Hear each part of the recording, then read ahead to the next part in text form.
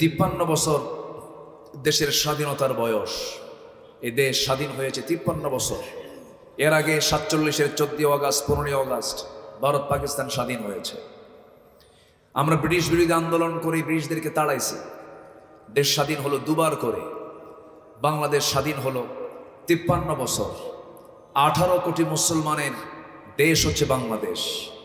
4.5 লক্ষ মসজিদের দেশ হচ্ছে বাংলাদেশ। এরপরে যেই দেশে শুয়ে আছেন হাজার আউলিয়া, শহীদ শাহজালাল ইয়ামিনী, তারপরে খুলনার বাগেরহাটের কে খান জাহান আলী, রাজশাহীর শাহ মাকদুম, বগুড়ার শাহ সুলতান বালখি, এরকম করে শাহ গোলাপ, শাহ পরাণ, এরপরে এরকম শাহ আমানত, এরকম করে হাজার আউলিয়ার আগমনের ধন্য যে বাংলাদেশ, সেই বাংলাদেশের মুসলমান নামাজ পড়ার জন্য যে ন্যূনতম যোগ্যতা কোরআনটাকে সহি করে পড়া, এই সহি করে পড়াই এই জাতির এখনো শেখা হলো না। আমি কি ভুল বললাম? ভুল বললাম? তাহলে শিক্ষার ডিপার্টমেন্ট যারা পরিচালনা করছেন অবশ্যই তাদের মধ্যে ব্যর্থতা না মহাব্যর্থতা? মহাব্যর্থতা। জাতি নামাজ পড়তেই পারে না। আমি মালয়েশিয়া গিয়েছিলাম। মালয়েশিয়া সফর ছিল। কি সমস্যা? পোকা? আচ্ছা থাক। মালয়েশিয়া গিয়েছিলাম। সে দেশের প্রধানমন্ত্রী ডক্টর আনোয়ার ইব্রাহিম, একজন দেশের প্রধানমন্ত্রী, তিনি নিজে নামাজ পড়ালেন। আলহামদুলিল্লাহ বলবেন না? আমেরিকার সফরে গিয়েছেন, টোটাল তিনি আরবিতে বক্তৃতা দিলেন, একজন দেশের প্রধানমন্ত্রী। আমি মালয়েশিয়া গিয়ে দেখি এমন কোন মুসলিম নাগরিক নাই যে নামাজ পড়াতে পারে না। সুবহানাল্লাহ বলবেন না? যে মুসল্লি, যে মুসলমান নামাজ পড়াতে পারে না তার নিজের নামাজও হয় না। আমার কথা কি বুঝতেছেন আপনারা? যে মুসল্লি নামাজ পড়াতে পারে না তার নিজের নামাজটাও হয় না। হয়তো কথাটা খুব শক্ত করে বললাম, কিন্তু এটাই বাস্তব। তাহলে আমি জান্নাতে যে যাব, এর 1 নম্বর পুঁজি কি বলেন তো? জোরে বলেন, কি বলেন তো? সেই নামাজ পড়ার জন্য যে শিক্ষাটা সবচেয়ে বেশি জরুরি, তা কি আছে?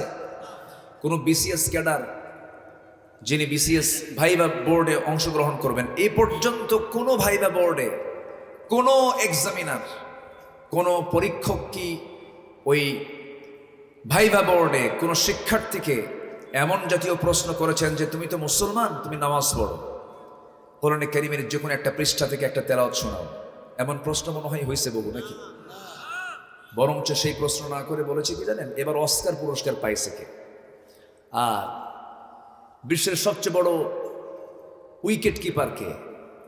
বেশি উইকেট পেয়েছে কোন খেলোয়াড়?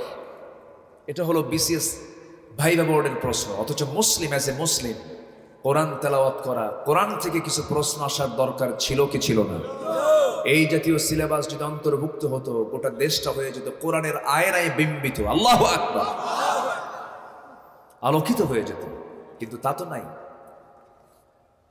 আমার বন্ধুগণ, সামনের দোরগোড়ায় মাহে রমজান, রমজান সামনে যেহেতু সমাগত, এখানে কেউ বসে আছেন 50 চলে গেছে বয়স, 50টা বসন্ত পার করেছেন, 50টা রমজান পার করেছেন, কেউ 30 বছর পার করেছেন, কেউ 60 বছর পার করেছেন, কিন্তু আজ পর্যন্ত কোরআনটা পড়তে পারেন না।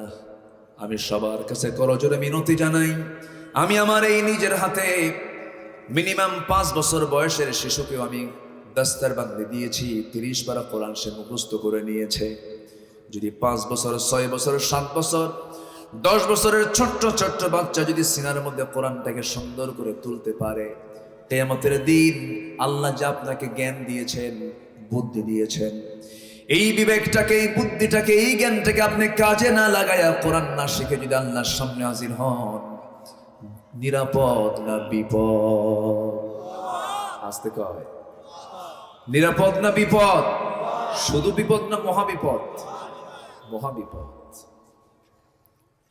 এই জন্য সবার কাছে আমার উদাত্ত আহ্বান একটা, প্রথমেই সামনে রমজানটা আমরা বরণ করে নেব কোরআন শেখা দিয়ে।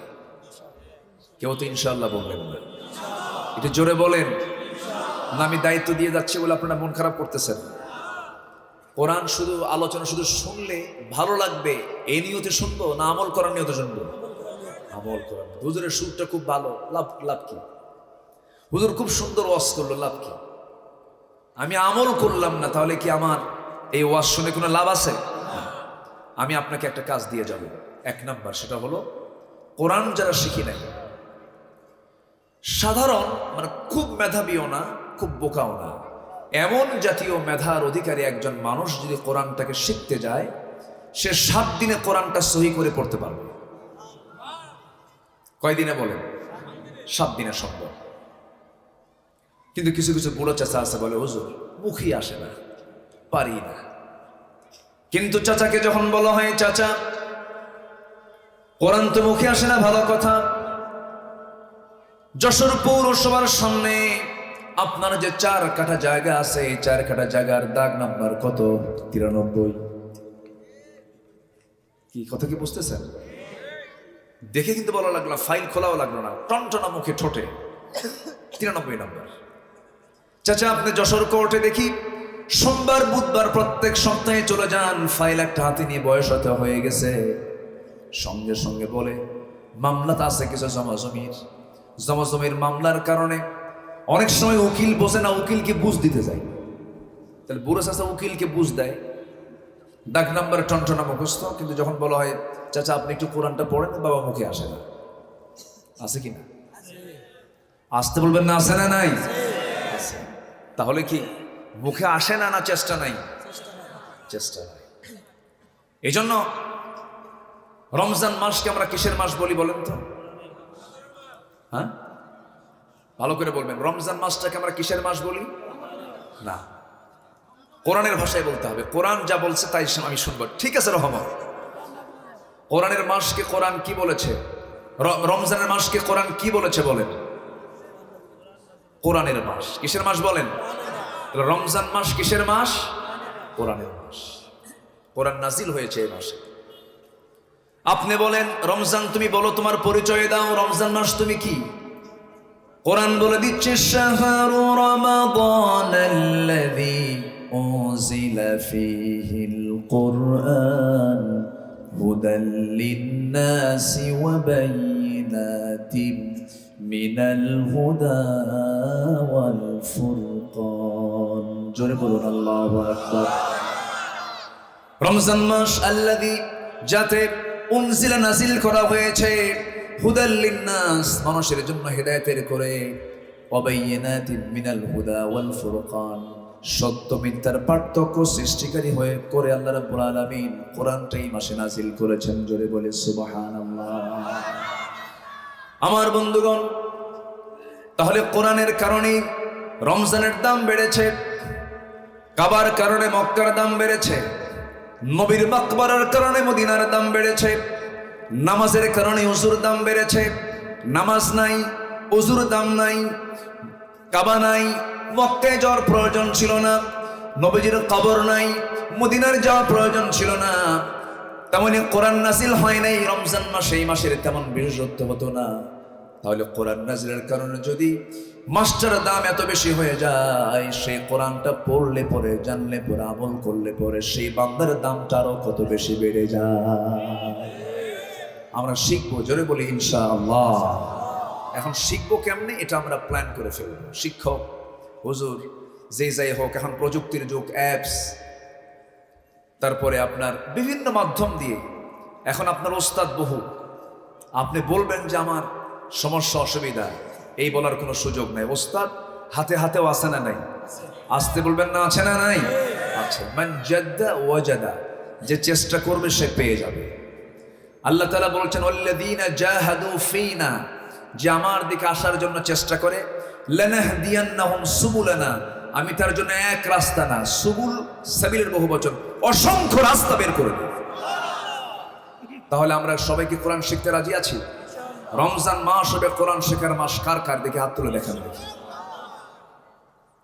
বলেন ইয়া আল্লাহ, আগামী রমজানে আমাদেরকে তোমার কোরআন সহি করে শেখার, পড়ার তৌফিক তুমি আল্লাহ দিয়ে দাও। জোরে বলি আমিন। আরো জোরে আমিন। আর পড়ার বোঝার কিন্তু বলিনি, বুঝতে গেলে আরো সময় লাগবে, এটা 1 মাসে হবে না। আগামীতে যখন কোরআন শেখা হয়ে যাবে, এরপর কোরআন বোঝার তৌফিক চাইতে হবে কার কাছে? আসতে বলবে না কার কাছে? আল্লাহর কাছে। আমি মানে কষ্ট দিয়ে ফেললাম, কষ্ট পাননি তো? কতগুলো মাথায় রাখতে হবে, কিন্তু আমি কিন্তু কাজ দিয়ে দিলাম আপনাকে, এটা মাথায় রাখবেন। জোরে বলি ইনশাআল্লাহ। আপনি জানেন এই কিতাবটা কত ভয়ঙ্কর? এই কিতাব একদিন আমার বিরুদ্ধে যাবে অথবা পক্ষে যাবে। সুবহানাল্লাহ বলবেন না? হয়তো বলবেন এটা তো জীবন নাই, এটা কেমন কেমন করে সম্ভব? আমার জীবন ছিল, কেমনে সম্ভব হয়েছে? কে দিয়েছেন? আসতে বলবেন না, কে দিয়েছেন? আল্লাহ দিয়েছেন। এই কোরআন একদিন আমার পক্ষে যাবে অথবা বিপক্ষে যাবে। হুজ্জাতুল লাকা আও আলাইকা। আল কোরআন ওয়াস সিয়াম ইউশাফিআন লিল আবদি। কোরআন এবং সিয়াম এই দুটো জিনিস বান্দার জন্য সুপারিশ করবে আল্লাহর কাছে। জোরে বলি সুবহানাল্লাহ। আমার নবীজি হাসরের ময়দানে 3 বার আসবেন, 4 বার আসবেন। এসে প্রথম 3 বারে এসে তার পছন্দের উম্মতগুলোকে টেনে জান্নাতে নিয়ে চলে যাবে। জোরে বলি সুবহানাল্লাহ। আমরা কি 3 নম্বরে থাকতে চাই না 1 নম্বরে থাকতে চাই? নামাজ না পড়া, হ্যাঁ ভালো। 1 নম্বর কাতারে থাকতে হলে বান্দা হতে হবে কয় নম্বর? বলেন কয় নম্বর? আজান শুনে যেতে হবে সবার পরনে, সবার আগে। কোথায়? লাস্ট কাতার না প্রথম কাতার? হ্যাঁ, তাহলে এই সিলসিলাগুলো মাথায় রাখতে হবে। আমার বন্ধুগণ, একটু কানটা খাড়া করবেন, মনোযোগ দিয়ে শুনবেন। আমার নবীজি সেই দিন পরপর 4 বার আসবেন। প্রথমবার কিছু সংখ্যক উম্মতকে সঙ্গে করে নিয়ে জান্নাতে চলে যাবেন। আম্মা জান আয়েশা বলেন, ইয়া রাসূলুল্লাহ, এত অসংখ্য উম্মতের ভিতর থেকে আপনি এদেরকে চিনবেন কেমনে, শনাক্ত করবেন কেমনে? আমার রাসূল বলছেন, আয়েশা রে, অসংখ্য ঘোড়ার মাঝে যে ঘোড়ার মুখের মাথার সামনে পাকড়া পাকড়ি চিহ্ন থাকে, কালো সাদা চিহ্ন থাকে, যেমন ইজিলি চেনা যায়, বোঝা যায়, তেমনি হাসরের ময়দানে আল্লাহ রাব্বুল আলামিন ওই সমস্ত বান্দার কপালের উপর একটা নূর চমকায় দিবেন। যে সমস্ত বান্দাগুলো খুশুর সঙ্গে সময় মতো নামাজে যত্নবান হয়ে নামাজ আদায় করেছে, ওই সমস্ত বান্দার কপালটা নূর চমকাতে থাকবে। আমি ওই নূর দেখে দেখে তাদেরকে বাছাই করে করে নিয়ে জান্নাতে চলে যাব। জোরে বলি সুবহানাল্লাহ। তাহলে বেনামাজির জন্য কি জান্নাত আছে? আসতে বলেন, বেনামাজির জন্য কি জান্নাত আছে? নাই। এটাকে মোল্লা কইল না আল্লাহ কইছে? আল্লাহ বলেছে। কিন্তু তাহলে এই যে কথা বলে পানির তলে মোমবাতি, বাবা বাতাসে নেবে না, বাবার নামে হালকা দিলে উজু গোসল লাগে না, এরকম বাবা কিছু আছে না? নাই। মানে আমার দেশে কিছু হিন্দু ভাইরা আছেন, তারা তো মা বেশি ডাকেন, তাই না? তাদের মা অসংখ্য, সমস্যা নাই। আমরা তাদের ধর্মকে নিয়ে কোনো নেগেটিভ কোনো বাজে মন্তব্য করতে যাব না, কারণ আমরা তাদের মূর্তিকে গালি দিলে তারা আমাদের আল্লাহকে গালি দিবে। এই জন্য রাসূল মানাও করে দিয়েছেন, লা তাসুব্বুল আসনাম, তোমরা মূর্তিকে গালি দিবা না, বরঞ্চ তোমার অধীনে যদি কোনো অন্য ধর্মের লোক থাকে তাদেরকে পাহারা দিবা, বলেছেন মুহাম্মদ সাল্লাল্লাহু আলাইহি ওয়াসাল্লাম। তো ওই হিন্দু ভাইরা তারা প্রচুর মা, তাদের মায়ের শেষ নাই। মা দুর্গা, মা কালী, মা ভগবতী, মা লক্ষ্মী, আর কি আছে? মা কালী, মা সরস্বতী, বহু মা আছে না? এখন মুসলমানরা চিন্তা করলো যে যেহেতু তাদের মা অনেক, আমরা বাদ ধরি, দয়াল বাবা, পীর বাবা, খাজা বাবা, নাইনটা বাবা, উল্টা বাবা, আছে না? নেই বলেন তো? মানে ওরা ব্যালেন্স করছে একটু। ওরা ধরছে মা আর এরা ধরছে কি? ধরতে হবে কাকে? ধরতে হবে কাকে? জিকির করে কি দেখছেন? আছে না? খাজা, দিল কর তাজা, ইসমে জালাল, গাজার কলকি খাওয়া হালাল। জোরে কর নাউজুবিল্লাহ, জোরে বলেন নাউজুবিল্লাহ। ওই সমস্ত দরবারে কোরআনের সাথে তাদের কোনো সম্পর্ক, কোরআন বুঝি না তারা। ওরা বলে কি জানেন? তোমাদের কোরআন 30 পারা আর আমাদের কোরআন 90 পারা। চরম ভণ্ডামি কিন্তু আছে ওদের ভিতরে। যার মধ্যে নামাজ নাই, ওর চাইতে বড় ভণ্ডাই দুনিয়া তার নাই। নামাজ আছে যেখানে, ক্ষমা আছে, বরকত আছে, রহমত আছে। বুকটা ফেটে যায়। আমার দেশে মাত্র 5% মুসলমান নামাজি। কত পার্সেন্ট? যশোরেও তাই, খুলনাতেও তাই, কুষ্টিয়াতেও তাই, ঝিনাইদাও তাই, নড়াইলও তাই। সব জায়গায় গড় এভারেজে দেখা যায় 5 থেকে 6% মুসলমান নামাজ পড়ে। আর বাকি যারা নামাজ না পড়ে ওরা চিন্তায় আছে যে কোন বাবার দরবারে গিয়ে মুরিদ হওয়া যায়, একটা সার্টিফিকেট পেলে জান্নাত নিয়ে নেবে। তাই তো মুরব্বী হাসতেছে। এমন কি কোনো সুযোগ আছে? তাহলে আমার বন্ধুগণ, এতক্ষণের আলোচনায় আমি আপনাকে একটা কাজ প্রথমে দিতে চাই, সেটা হলো কোরআনটা আমরা শিখে নেব, পরে আবার বোঝার চেষ্টা করব। নাম্বার 2 হলো, আমার বন্ধুগণ, জাহান্নামে যাবার জন্য যদি কোরআনকে প্রশ্ন করেন, কোরআন বলো তো জাহান্নামে যাবার 1 নাম্বার কারণ কি? কেন জাহান্নামে বান্দাকে ঢুকাবেন আল্লাহ? কোন কোন অপরাধে? আল্লাহ রাব্বুল আলামিন কিছু কিছু আয়াত দিয়েছেন, এত ভয়ঙ্কর আয়াত, যে আয়াতগুলো দেখলে পরে চরম ভয় লাগে, মনে হয় আল্লাহ কোনোদিন আমাদেরকে জান্নাতে দিবেন না। এত ভয়ঙ্কর আয়াত। একটা আয়াত আল্লাহ রাব্বুল আলামিন বলেন সূরা মারইয়ামের ভেতরে, فخلف من بعدهم خلف أضاعوا الصلاة واتبعوا الشهوات فسوف يلقون غيا। সূরা মারইয়াম আয়াত নম্বর 59। আল্লাহ রাব্বুল আলামিন বলছেন যে সমস্ত বান্দাগুলো দুনিয়ার জিন্দেগিতে 2টা বড় অপরাধ করে আসবে। নাম্বার 1 হলো যারা নামাজকে নষ্ট করবে, নাম্বার 2 হলো মন যা চায় তাই করবে। এই 2টা অপরাধ এই 2টা অপরাধে যারা জড়িত হয়ে যাবে, আমি তাদেরকে জাহান্নামের মধ্যে দিয়ে ক্ষান্ত হব না, জাহান্নামের গর্তের মধ্যে আমি তাদেরকে ঢুকায়া ফেলবো। জাহান্নামের গর্তটা এত ভয়ঙ্কর, এত ভয়ঙ্কর জাহান্নামের গর্ত। তাফসীরে এসেছে জাহান্নামের গর্তগুলোকে জাহান্নাম পর্যন্ত ভয় পায়, এত ভয়ঙ্কর সেই জাহান্নামের গর্তগুলো। জাহান্নামটার এরিয়া কেমন বড় হবে, জাহান্নামটা কত বড় হবে।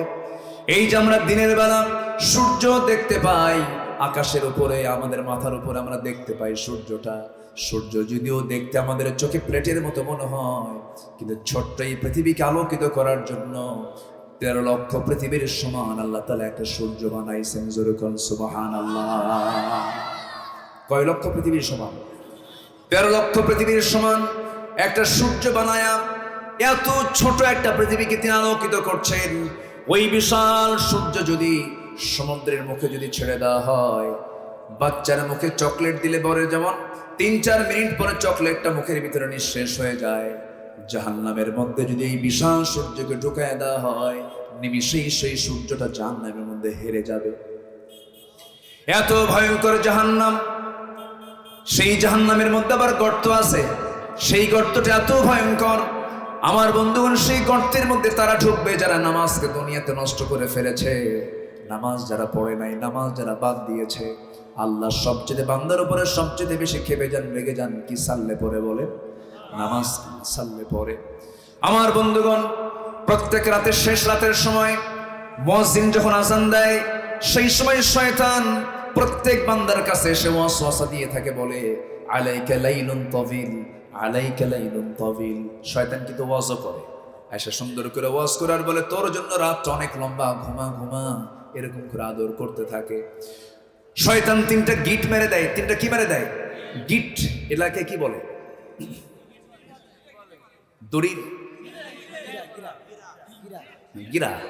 আচ্ছা, আপনাদের ভাষা তো অনেক সুন্দর, স্মার্ট ভাষা। জি আলহামদুলিল্লাহ বলেন। ওভার স্মার্ট, খালি স্মার্ট বললে ভুল হবে, ওভার স্মার্ট। খুবই সুন্দর ভাষা। এত ভাষা সুন্দর পৃথিবীর কোথাও পাবেন না, বলি আলহামদুলিল্লাহ। আমার একটা বহুল আলোচিত একটা ভাই, একটা মানে 1 মিনিটের একটা বক্তৃতা আছে ভাষার উপরে।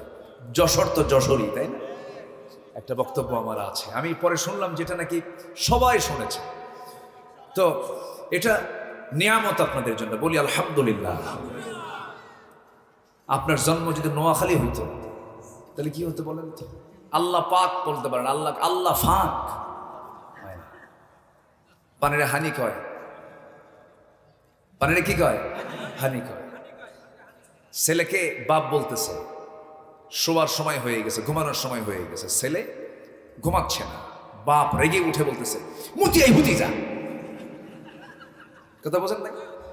মুতিয়াই হুতিজা মানে পেশাব করে তাড়াতাড়ি শুয়ে পড়, মুতিয়াই হুতিজা। চিন্তা করেন ভাষার কি মানে কাফন দাফন হয়ে গেছে, একদম ভাষা শেষ। কিন্তু আপনাদের ভাষাটা অনেক সুন্দর ভাষা, বলি আলহামদুলিল্লাহ। তবে মায়ের ভাষা তো সব ভাষাই সুন্দর, সব ভাষাই, ওটাও একটা ভাষা, কিন্তু ভাষার রূপটা চেঞ্জ হয়ে গেছে। এই মজাও লাগে, মজা লাগে না? মজাও লাগে। সম্মানিত ভাইয়েরা, তাহলে আমরা নামাজকে ছেড়ে দেব? শয়তান গিট মারে কয়টা? তিনটা। শয়তান তিনটা গিট মারে। এর মধ্যে একটা গিট হলো বান্দাকে নামাজ থেকে দূরে রাখার জন্য তিনটা গিট মেরে রেখে দেয়। এক নাম্বার গিট, যদি কোনো বান্দা ছোটাতে চায় শয়তানের, সঙ্গে সঙ্গে বান্দা যদি আলাইকা লাইলুন তফিল, আলাইকা লাইলুন তফিল এটাকে না মাথায় নিয়ে যদি সে গা ঝাড়া দিয়ে ওঠে, গা ঝাড়া দিয়ে ওঠার সঙ্গে সঙ্গে শয়তানের একটা গিট খুলে যায়। বান্দা যখন ওযু বানায় আরেকটা গিট ছুটে যায়। আবার যখন বান্দা ওযু বানায় যখন নামাজে দাঁড়ায় গেল, সঙ্গে সঙ্গে তিনটা গিটে ছুটে গেল। সারাদিন পর্যন্ত ওই শয়তান আর ওই বান্দার কাছে সহজ আরাম পায় না। জোরে বলে সুবহানাল্লাহ। তাহলে শয়তান তাড়ানোর মূল সময় কখন বলেন? বলেন কোন সময়? এই জাতি সবচেয়ে ঘুম পারে কোন সময় বেশি? বুরিকালি উম্মতি ফি বুকুরিহা। আমার রাসূল বলেছেন আমার উম্মতের বরকতময় সময় হলো ফজর। বরকতময় সময় কি? আর এই জাতি ঘুমায় কোন সময় বেশি? ফজর। সারা রাত কি করে? আল্লাহ কি রাতকে দিয়েছেন কাজের জন্য না ঘুমানোর জন্য? সারা রাত এখন কি করে জানেন? সবচেয়ে বড় খুব পরিশ্রম করে এটা নিয়ে। এটার কাজ খুব বেশি, এত মেহনত। বউ চলে গেল আপত্তি নাই। অনেকদিন আগে একটা ছেলে মোবাইল হারায় ফেলছে, আমারে বলে হুজুর মোবাইল হারায় তুমি বিধবা হয়ে গেল। বুঝেন ভাই? মানে এত আসক্তি, কত যে সময় নষ্ট হয় এই প্রযুক্তির পিছনে, কত সময় নষ্ট হয়, কত জিকির করা যেত, কত কাজ করা যেত, কোনো কাজ নাই, বেহুদা সময়টা নষ্ট হয়ে যায়। এই পৃথিবীতে আল্লাহ তাআলা সবচেয়ে দামি জিনিস দিয়েছেন, একটা সূরা নাজিল করেছেন, সেই সূরার নাম হলো সূরাতুল আসর, সময়ের সূরা। কিসের সূরা বলেন? সময়, দ্য টাইম। সময়কে আমরা দাম দেব। তাহলে আমাদের শয়তানকে নিজের শরীর থেকে আগে তাড়ানোর জন্য প্রথম উদ্যোগ নিতে হবে কোন সময়? বলেন কোন সময়? আজকে কি ফজর হবে সবার? আমি কিন্তু সাইজ করতেছি ধীরে ধীরে, রাগ করা যাবে না ভাই। রাগ করতেছেন আপনারা? আমার ওয়াজের ধরনটা একটু ভিন্ন। মানে কিছু ওয়াইজ আছে এমন কান্দায়, বক্তা নিজেও কান্দে, শ্রোতাও কান্দে, কান্দে কুন্দে সারে যা। যখন বলা হয় বুঝলেন কি? বুঝলাম তো না, কানলাম ঠিকই, বুঝলাম না কিছু। ওই কান্দে লাভ আছে বলেন তো? ওই কি বলে, একটা ছোট্ট মেয়ে 8 বছর বয়স, হাও মাও করে কান্দে। মা এসে বলতেছে মা তুমি কান্দো কেন? তাও কান্দে।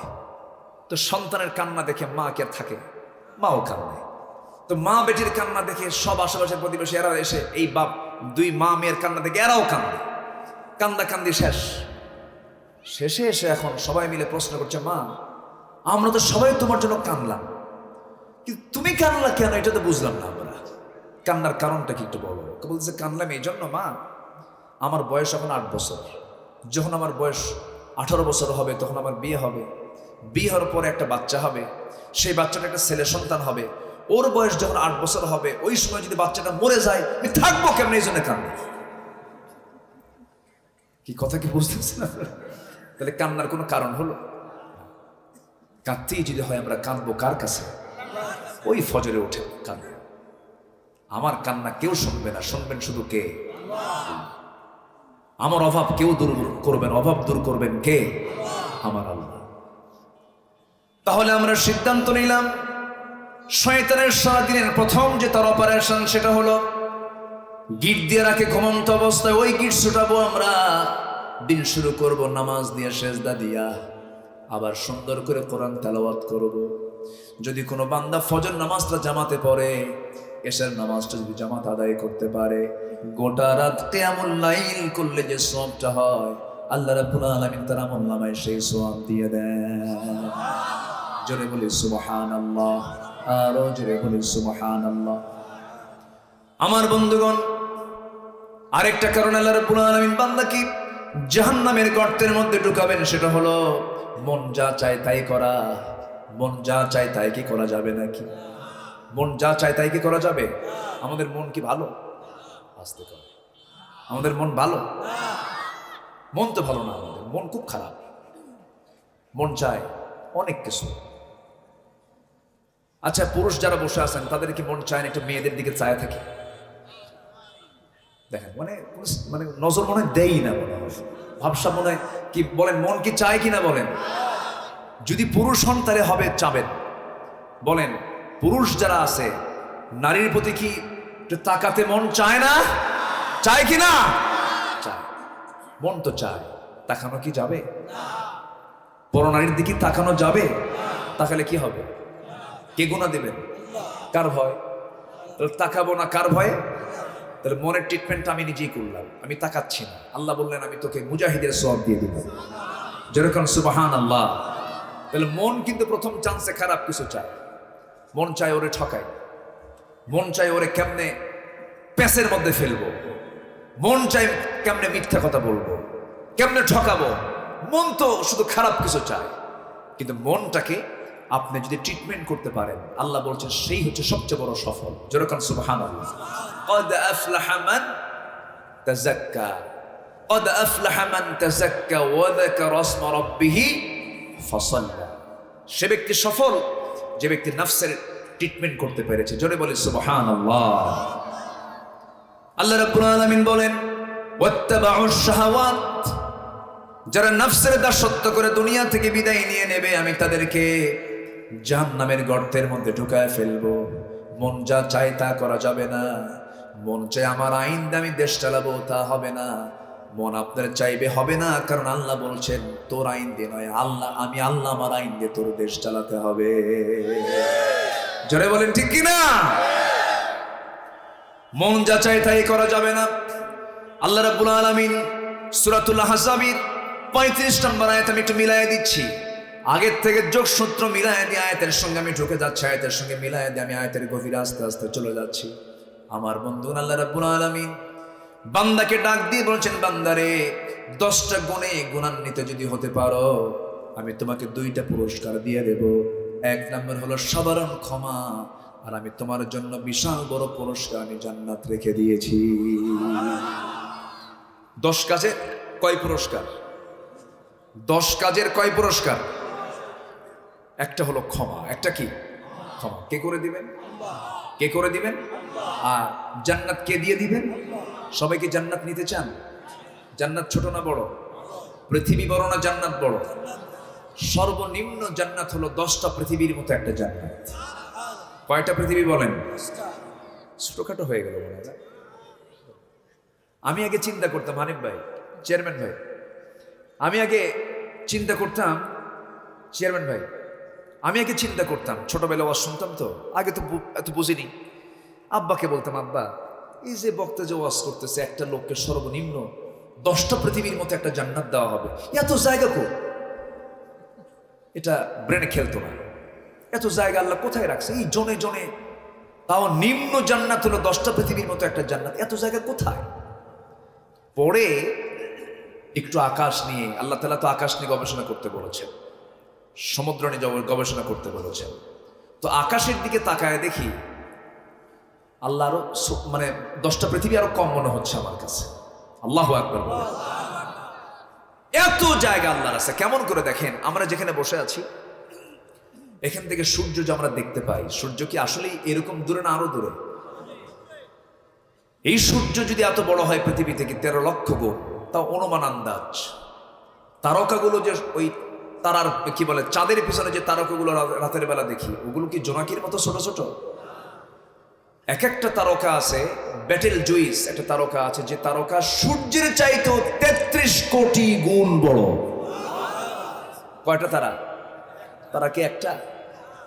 অসংখ্য অসংখ্য তারকা এক একটা গ্যালাক্সির ভিতরে 50 বিলিয়ন করে তারকা আছে। এক একটা গ্যালাক্সি 50 বিলিয়ন, মিলিয়ন না, 50 বিলিয়ন তারকা আছে এক একটা গ্যালাক্সির ভিতরে। আল্লাহু আকবার। এই যে Betelgeuse, supernova, Adhara, Proxima Centauri, এই যে তারকাগুলো মহাশূন্য আল্লাহ রাব্বুল আলামিন ঝুলায় রেখেছেন, পরিভ্রমণ করাচ্ছেন। এক একটা তারকা কত বড়। মানুষ চাঁদের দেশে গেল, মানুষ চাঁদ দেখে আসছি, মঙ্গল গ্রহ দেখে আসছে, কিন্তু মানুষ তো ওই তারকার দেশ দেখতে পারে নাই। যদি কোনো মানুষ চিন্তা করে চাঁদ দেখলাম, মঙ্গল গ্রহ দেখলাম, তারকার দেশ দেখতে যাব, পৃথিবী থেকে সবচেয়ে নিকটবর্তী তারকার দেশ হলো প্রক্সিমা সেন্ট্রাই। এই প্রক্সিমা সেন্ট্রাই যদি কেউ যেতে চায়, এই দুনিয়ার কোনো বিমান দিয়ে, কপ্টার দিয়ে, কোনো যানবাহন দিয়ে হবে না। চেষ্টা করা যেতে পারে হয়তো নভোযান দিয়ে। অ্যাপোলো 11 নামে একটা নভোযান আছে। সে অ্যাপোলো 11টা তার গতি হলো ঘন্টায় 39,000 কিলোমিটার। 39,000 কিলোমিটারের বেগে যদি রওনা দিয়ে দেয়, সেই অ্যাপোলো 11 রওনা দিল দুনিয়া থেকে পৃথিবীর সবচেয়ে নিকটবর্তী তারকার দেশে যেতে তার সময় লেগে যাবে 1,15,000 বছর মাত্র। যাবেন কারা কারা? হাত তোলেন। যাবেন? কোন দিন যাবেন? যাবেন তো, যেতে তো হবে, আমাদের যেতে হবে না? আল্লাহ তাআলা বলছেন, আমি তোর জন্য জান্নাতের দরজা খুলে দেব আকাশের দরজা খোলার পরে। যেরকম সুবহানাল্লাহ, লা তুফাত্তাহু লাহুম আবওয়াবুস সামা। কাফিরদের জন্য আকাশের দরজাই খোলা হবে না, আর ঈমানদারদের জন্য আকাশের দরজা খুলে আল্লাহর আরশ আজিমের পাশে জান্নাত দিয়ে দিবেন আল্লাহ তাআলা। কোন বিমানে চড়বেন? কার বিমান? বলেন কার বিমান? সেই বিমানের গতি হবে মনের গতি। কিসের গতি বলেন? মনের গতির চেয়ে বড় গতি কিছু আছে? মনের গতি। মনের গতিতে চলে যাবেন। আল্লাহু আকবার বলেন। তাহলে এখন বলেন তো, জায়গা আছে? আসতে কয় জায়গা আছে কিনা বলেন? এতে এক দুনিয়া, এক মহাশূন্যের কথা বললাম। আকাশ কি একটা না 7টা? 7টা আকাশ, সাবআ সামাওয়াত। 7টা আকাশ, এক একটা আকাশ এটাই সবচেয়ে ছোট, উপরে আরো বড়। আল্লাহ তাআলা আরশ আজিম হলো 7 আকাশের উপরে। সুবহানাল্লাহ বলবেন না? জোরে বলি সুবহানাল্লাহ। কিন্তু আল্লাহ বলেন কি জানেন? আল্লাহ বলেন, বান্দা তোর সবাই দূরে, আমি তোর কাছে। জোরে বলি সুবহানাল্লাহ। আমার সবচেয়ে কাছে কে? ওয়া নাহনু আকরাবু ইলাইহি মিন হাবলিল ওয়ারিদ। সবচেয়ে কাছে। কিন্তু আমার আল্লাহ তাআলা আরশ আজিমের সমাসীন আছেন, সর্ব জায়গায় বিরাজমান, ওয়াহদাতুল ওয়ুজুদ। আমি এই সমস্ত বিষয় নিয়ে তর্ক বিতর্কে যাই না কখনো। আমি মাসলা মাসাইল নিয়ে আমি কখনো এরকম আউটডোরে কোনো কথা বলে ট্রল হোক, গন্ডগোল লাগুক, কালেম আলেম ক্যাসাল লাগুক, এগুলো আমি চাই না। তবে ওয়াহদাতুল ওয়ুজুদ, আল্লাহ সব জায়গায় বিরাজমান, এই ব্যাপারে অধিকাংশ আলেম ওলামা একমত নন। কারণ আল্লাহ তাআলা স্পষ্ট জানিয়ে দিচ্ছেন, আমি আল্লাহ কোথায়? আর রহমানু আলাল আরশি ইস্তাওয়া। আমার আল্লাহ তাআলা আরশ আজিমের সমাসীন আছেন। জোরে কোন সুবহানাল্লাহ। টয়লেট নেই, টয়লেট? আল্লাহ টয়লেটে থাকে? আমার বন্ধুগণ একটু কান লাগাবেন। আমি গভীরে যাব না, শুধু এতটুকু বলবো, আমার বন্ধুগণ সে আল্লাহ তাআলা আরশ আজিমে আছেন। কিন্তু আমি কি করি, আপনি কি করেন? দিনের আলোতে, রাতের আধারে, কেউ না জানলেও আমার আল্লাহর ইলমটা জেনে যায়, সব তিনি বুঝে নেন।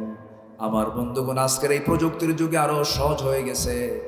আপনার মোবাইলে টাকার দরকার, আপনি একটা নক দিলেন, চাপ দিলেন, সব হিস্টোরি আপনার মধ্যে চলে আসলো। আজকের এই প্রযুক্তির যুগে অনেক কিছুই সম্ভব।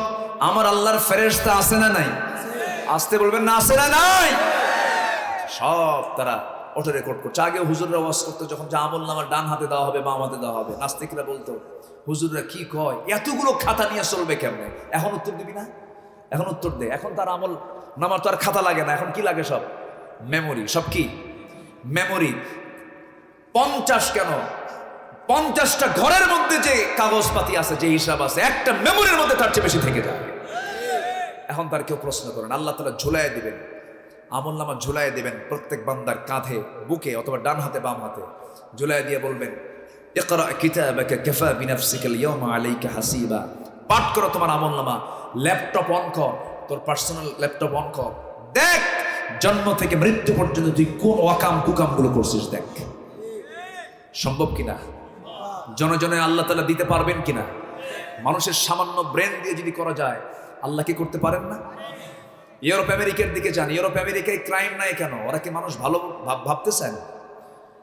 যে আমেরিকা ইরাকের 7.5 লক্ষ মানুষকে মেরে শেষ করে দিল, দ্বিতীয় বিশ্বযুদ্ধ কারা ঘটাইছে, প্রথম বিশ্বযুদ্ধ কারা ঘটাইছে, আজকে রাশিয়া ইউক্রেন যুদ্ধ লাগাচ্ছে কারা? এই সমস্ত সন্ত্রাসী কর্মকাণ্ডের সাথে মুসলমানদের কোনো সম্পর্ক নাই। তারা কি ভালো? কে বলছে ভালো? কে বলেছে ভালো? প্রযুক্তির কারণে তারা সবকিছুকে অনলাইনের মধ্যে নিয়ে আসছে, সব জায়গায় সিসি ক্যামেরা লাগানো আছে, আকাম কুকাম করার সুযোগ তারা রাখেনি। তাদের জোরালো প্রযুক্তিকে ইউজ করার কারণে তারা ভালো হতে বাধ্য। কথা বোঝেন নাই? এই কিন্তু আমরা ভালো হব প্রযুক্তি দিয়া না আল্লাহর ভয়ে? আমরা ভালো হব কার ভয়ে? আসতে বলবেন না কার ভয়ে? আমেরিকা কিসের মডেল আমাদের বলেন? ইউরোপ আমাদের কিসের মডেল? যে দেশে পুরুষ পুরুষকে বিয়ে করে, পুরুষ পুরুষকে বিয়ে করে, নারী নারী তার শক্ত হয়, যা কুত্তা বিলাইয়ের মধ্যেও নাই, কুকুরে এত জঘন্য না। সমকামিতাকে প্রমোট করা হচ্ছে আমার দেশে।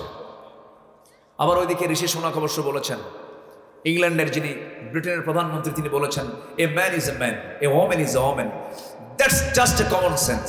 একটা পুরুষ একটা পুরুষ, একটা নারী একটা নারী, এটা বোঝার জন্য বুদ্ধিজীবী হওয়া লাগে না, কমন সেন্সই যথেষ্ট। কথা বোঝেন নাই? এই বিকৃত যৌনাচারে জাতিকে মিশিয়ে দেওয়ার জন্য আমার দেশেও কিছু সমকামী বের হয়েছে। ট্রান্সজেন্ডার কেন শেখানো হয়? কেন ট্রান্সজেন্ডারের এই সমস্ত কথাগুলো কেন জাতির সামনে ওপেন করা হয়? কোরআন শিখান, জাতির কিসমত ভালো হয়ে যাবে। ফিলিস্তিন বন্ধু না ইসরায়েল বন্ধু আমাদের? কারা বন্ধু আমাদের বলেন? কারা বন্ধু? ক্লাস 10-এর সিলেবাসে কেন ফিলিস্তিনের মানচিত্র না দেখায়, কেন ইসরায়েলের মানচিত্র দেখানো হয়?